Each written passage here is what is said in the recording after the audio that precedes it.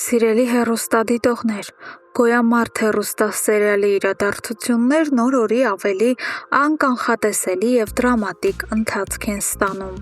Այսօր մենք ձեզ համար պատրաստել ենք ոչ միայն սերիալի վերջին զարգացումների խորը վերլուծություն, այլև ունենք բացառիկ, շոկային տեղեկություններ անմիջապես նկարահանող խմբից, որոնք արմատապես կփոխեն ձեր պատկերացումները մեր հերոսների ապագայի մասին։ Սկսենք Սարգսյանների տանը տիրող ծանր մթնոլորտից։ Դավիթը քրոջը Մանանին հետ է բերում հայրական տուն։ Դավիթ պապիկը զարմացած ու ապշած նայում է, երբ Մանանը վճռականորեն հայտարարում է, որ եկել է ու այլևս երբեք չի վերադառնալու մակունցների տուն։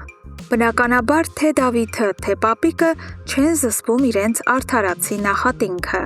Նրանք կրկնում են այն, ինչ բոլորս գիտեինք։ Մանանին ժամանակին շատ էին զգուշացրել, բայց նա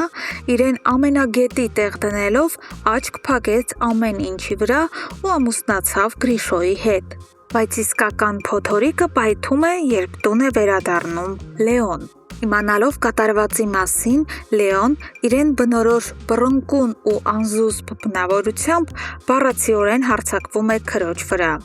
Նա հնչեցնում է ամենակոշտ, բայց ճշմարտացի խոսքերը, ասելով, որ եթե Մանանը գեթ մի փոքր ինքնասիրություն ունենար, ապա այն բանից հետո, ինչ Գրիշոն արեց իր և Դավիթի հետ, երբեք չէր ամուսնանա նրա հետ։ Ի տարբերություն Լեոյի ագրեսիայի, Դավիթն ավելի սթափ է դատում և նորմալ փորձում է քրոջից պարզել բաժանման իրական պատճառը։ Եվ այստեղ Մանանը գնում է մեծ ստի։ Վախենալով, որ եղբայրները կիմանան Գրիշոյի դավաճանության մասին և հաստատ արյուն կթափվի, նա խուսափում է ասել բուն պատճառը։ Փոխարենը Մանանն արդարանում է, ասելով, թե մակունցներն իրեն անընդհատ ճնշում էին, իսկ Հունանն ու Իննան ստորացնում և հրամաններ էին տալիս իրեն։ Այս լարված իրավիճակում Սարգսյանների դուռն է գալիս հենց ինքը Գրիշոն, Մանանի հետևից։ Սակայն Մանանը մերժում է նրան և չի գնում։ Գրիշոն փորձելով պահել հպարտությունը, հայտարարում է, որ ինքը խնդրելու բան չունի և հեռանում է։ Իսկ հիմա ամենակարևորը՝ մենք ունենք բացառիկ տեղեկություն նկարահանող խմբից։ Որքան էլ անհավանական թվա, առաջիկա սերիաների ընթացքում Մանանը վերադառնալու է Գրիշոյի մոտ։ Այո, դուք ճիշտ լսեցիք։ Այս բաժանումը երկուսի համար էլ չափազանց ծանր է լինելու։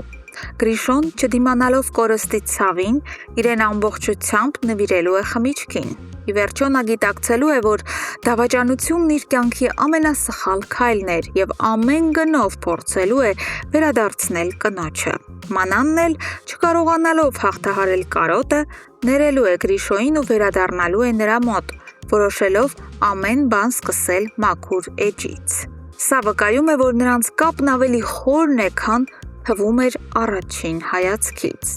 Եվս մեկ բացառիկ նորություն։ Դավիթ պապիկը, տեսնելով Լեոյի ծանր հոգեվիճակն ու խորապես անհանգստացած նրա ապագայով, դիմում է անսպասելի քայլի։ Նա անձամբ գնում է Լեայի տուն, հույս ունենալով, որ Լեան գոնե իրեն, որպես ավագի, կասի այս առեղծվածային բաժանման իրական ճշմարտությունը։ Լեան, տեսնելով պապիկին ու հասկանալով իր լռության ավերիչ հետևանքները, հայտնվում է ահավոր նեղ և հոգեբանորեն ճնշող իրավիճակում։ Սիրելի հեռուստադիտողներ, կրքերը գնալով ավելի են թեժանում։ Ինչ եք կարծում, երբ Լեոն ու Դավիթն իմանան, որ Մանանը որոշել է ներել Գրիշոյին և վերադառնալ նրա մոտ, կթողնեն արդյոք քրոջն անել այդ քայլը, թե ուժով կպահեն տանը։ Եվ կկարողանա արդյոք Դավիթ պապիկն իր փորձառությամբ ու բարությամբ ստիպել Լեային խոստովանել Հունանի մարդասպան լինելու փաստը։ Անպայման կիսվեք ձեր վարկածներով և կանխատեսումներով մեկնաբանություններում։ Մենք անհամբեր սպասում ենք ձեր յուրաքանչյուր կարծիքին։ Շնորհակալություն դիտելու համար։